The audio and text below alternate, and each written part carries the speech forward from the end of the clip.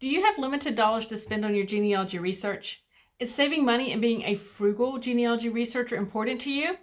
Well, it is to me as well. And in this video, I've got a baker's dozen of free genealogy websites that you can use in your research. Now be sure and watch it all the way to the end, because after I share the baker's dozen of free sites, I'm going to also be sharing you tips on how to search for more websites that you can use for free in your research as well. Hey there, if we haven't met before, I am Lisa Listen, and this YouTube channel is designed to help you find your ancestors, grow your family tree, but not get overwhelmed in the process. So if that sounds like your cup of tea, you are in the right place. Now, I seem to have cupcakes on the brain recently, but that's okay. And that's why I'm sharing with you a baker's dozen, and that is 13 websites that you can use for free in your genealogy research. Now, some of these you very well may have heard of and used already in your research, but some of them may be new. This is really a rather eclectic collection or list of websites. So let's get started.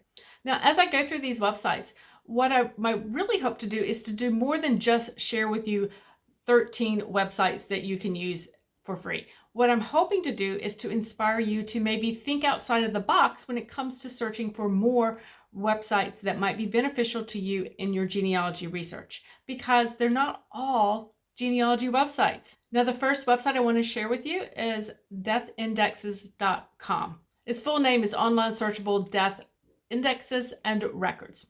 On this site, what you're looking at are indices. So these are the indices for list for state by state, and then within the states, county by county, for their death records. So it could lead to newspaper obituaries. It could lead to online records, death records. It could lead to perhaps the county's online death index for records. So it's a little bit eclectic in itself as well. You'll find death indexes for each state, as well as within the state for each county. Now, these are linking out to online databases.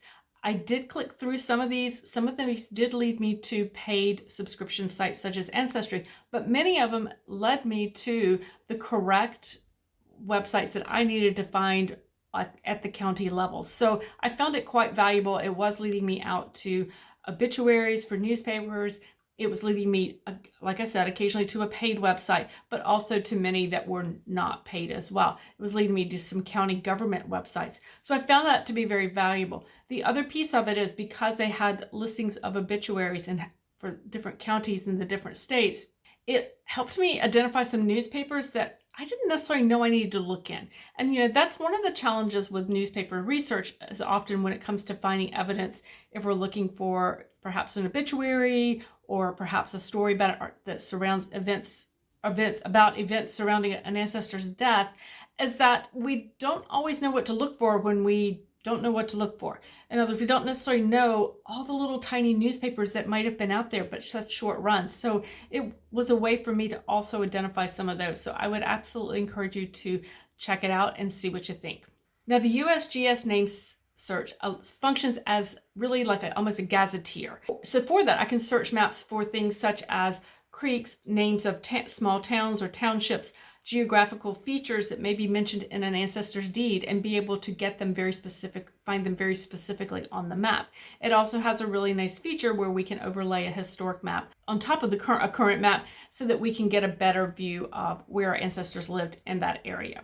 Now, this next site that I'm going to encourage you to check out is really more representative of a type of website that you can use for free in your genealogy research. And for me, this one is the Meredith College Carlisle Campbell Library. Now, I did attend Meredith College, and they have a really nice archives there as well.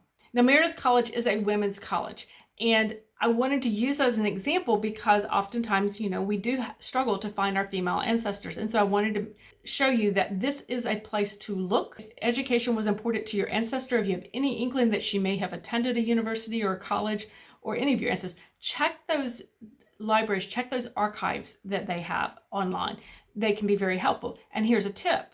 Reach out to them, pick up the phone and reach out to them. You can actually do oftentimes live chats with them through instant chat features on their site, or you can just call and talk to a librarian or an archivist there at their libraries, because this is a way to find photographs. You can find write-ups in newspapers about the college newspapers about your ancestor potentially.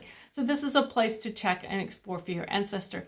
So here's a fun fact. I actually found my great-grandfather at a women's college, at Meredith College, actually. So when I was attending Meredith College, I actually did know my great-grandfather. He lived to be 103. He shared with me he was on the construction crew for the main administration building. And as such, he actually, when they poured the floor or the concrete floor for the base of the rotunda, he said he actually put his initials in the slab.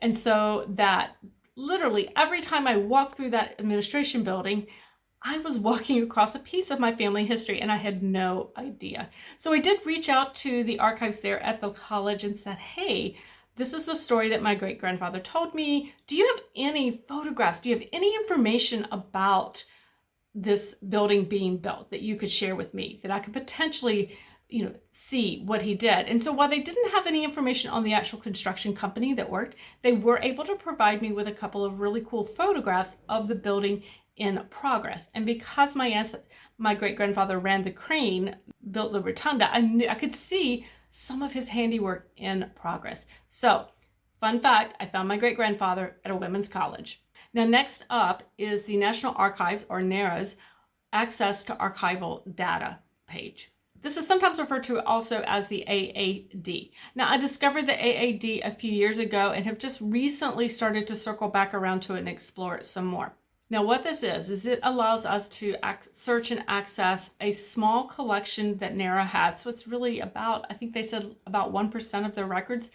Now, these records were selected to be part of the AAD because they identify specific individuals, specific locations, organizations, and dates that would be of interest to researchers such as genealogy researchers, such as economic researchers or political researchers. So this is a really kind of one that I haven't done a ton with, but I've just started to look at and really want to dig more into this particular site. So I would encourage you to check it out and see what you think.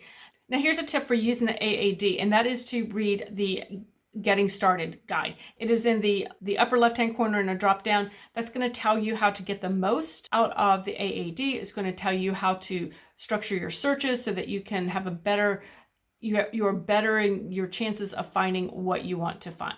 Now, for those of you who might be researching ancestors who came over on the Mayflower, then you want to look at Mayflower History. This site covers the Mayflower passengers as well as some of the Mayflower genealogies coming forward. And additionally, you'll find links out to more genealogy related sources that could help you in your search for those Mayflower ancestors and their descendants. Now, this one is for those of you who might be researching Scottish and English ancestors. And it's an oddly specific type of database, but I wanted to share it. It's a different type of database and wanted to share it with you. It's called the Historic Hospital Admissions Records Project. Now, I'm often very fascinated by hospital records or any of the medical records that we can find when we're researching our ancestors. Now, typically, we're not going to find many medical records, that's for sure. But I do enjoy finding things that tell me a little bit more about my ancestor when I understand a little bit about their health, because their health was important to them and to their family. And that tells us something about the family and perhaps why they did what they did, or maybe why they moved where they moved to or migrated to different areas. But this particular website has a unique database for 19th century children's admission records to hospitals for London, England, and Glasgow, Scotland. So it may not be a benefit to most of us, but if that's where your research is taking you, you definitely want to check that one out. Now, this next website is Urbana. Now, I realize I am probably completely mispronouncing that, and my apologies if I did. But while it is not specifically a genealogy website, for those of you who are researching European ancestors, you will definitely want to take a look. As I've mentioned many, many times, and I will, I'm sure, continue to mention in most of my videos, social history is important to your research, right? I really can't stress that enough. I've written blog posts about it. I've made YouTube videos about that, and I'll be sure and link those down below as well. And this website is one that will help you learn about the cultural heritage and some of the social history issues surrounding your European ancestors, wherever they lived in Europe. Now, here's another one that you very well may be familiar with or have even used. It's the Digital Library of America. It's the Digital Public Library of America. Sometimes you'll hear it referred to as DPLA. Now, this is a large digital collection. It's public library, and it includes digital collections of things like family Bibles, photographs, Civil War records, just to name a few. So you really don't want to miss this one. Google Books. It should be no surprise that I have this one on my list, right? Because I absolutely love Google Books. In fact, I love it so much they actually called and interviewed me about it one time. So anyway, what I find there, what do I find? Well, how do I use it? I am looking for published family histories that I can use in my research. Definitely. They have hundreds and hundreds of those, if not thousands of those. I use it for county histories when I'm trying to learn about the county or the area and how it formed and who settled it, that type of thing. I use it for churches to find local church histories as well, or perhaps what was important to that particular congregation and what the issues were that they were concerned about of the day. So I'm going to use it for that as well. It's important for me to understand, and for you as well, when we're reading deeds and legal records of our ancestors, that we understand what those legal records meant. So I use it for the law dictionaries at various periods of time. I also have even been known to read statute books. Yes, reading books to determine what the law was about a certain issue for that location in that particular time. I'm going to confess, that's a little dry reading, but it's important. We have to be able to understand and interpret our genealogy records that we find, right? Okay, so Google Books, definitely want to add that to your list. If you haven't already, I'm going to keep telling you to do it. Next up is Documenting the South, or the Doc South collection. That is housed at the University of North Carolina at Chapel Hill. They have an online index as well with many records that you can actually access online to find. Now, what is this? This is a collection that tells the story of the South, but it's not just North Carolina.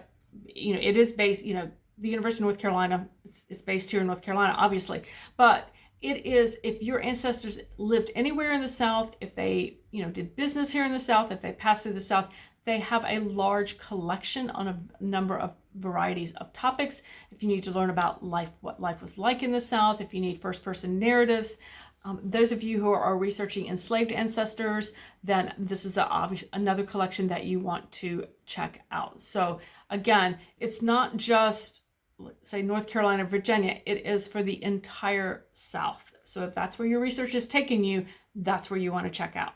Now, for those of you who are researching enslaved ancestors, this is a database that you absolutely want to make sure you're checking out. It is the Digital Library on American Slavery, and I believe it's housed at the University of North Carolina at Greensboro. So another North Carolina university, right? This is an ever-growing database that focuses on records focusing on race and slavery in the southern U.S. Their collections include such things as the Race and Slavery Partition Project, the Transatlantic Slave Trade Database, and People Not Property Slave Deeds of North Carolina. So those are three of the collections that are housed within that you would want to check out. Okay, so how many of you guys are actually stuck on female ancestors, right? Take a look at this website. It's called Women Working 1800 to 1930. This is a special collection out of Harvard that focuses on women's economic impact for the United States. And it is a fabulous collection. Again, getting a piece of that social history to add into your female research. And now, next up, we have the Irish Genealogy Toolkit. Okay, who out there is working on Irish ancestors? Yep.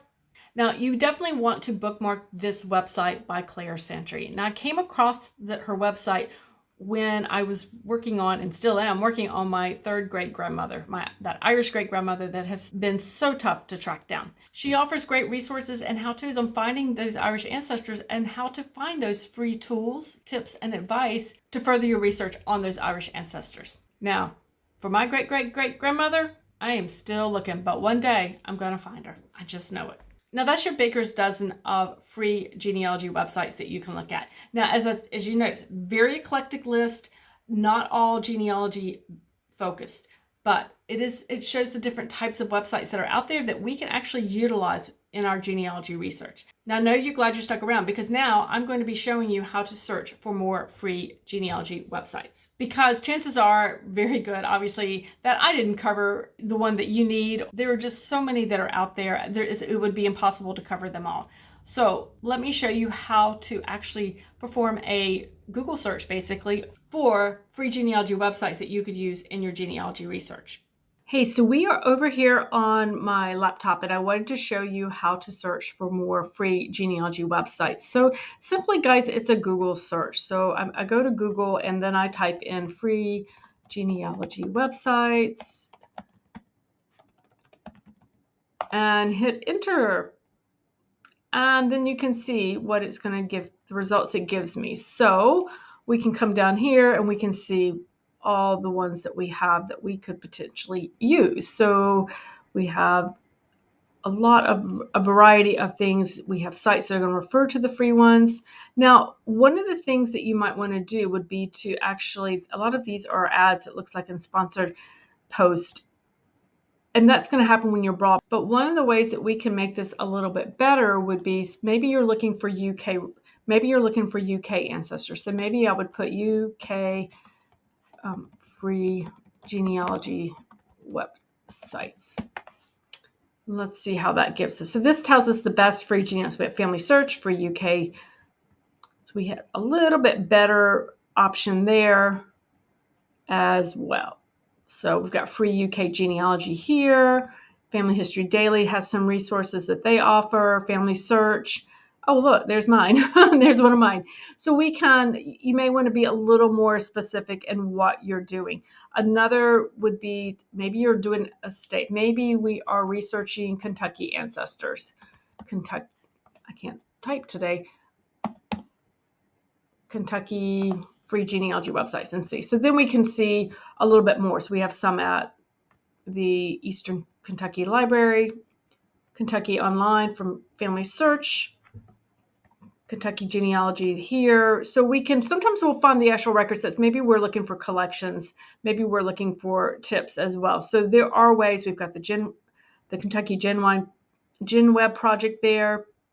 So we do have options. So that's typically how I will search for my research, free sites. I do like to put in a location if possible, because otherwise we end up with such a large collection that it's a little bit harder to find. Now, I do want to make sure you're avoiding a very common mistake that I see in genealogy research. Maybe you have checked out these free genealogy websites. Maybe you have checked out the free databases that are out there. Well, make sure you're going back to recheck and see what could have been added. Periodically, you want to go back and just double check, because databases, institutions are adding new things periodically, and you want to make sure you're not missing something simply because you didn't go back and check to see if anything new had been added.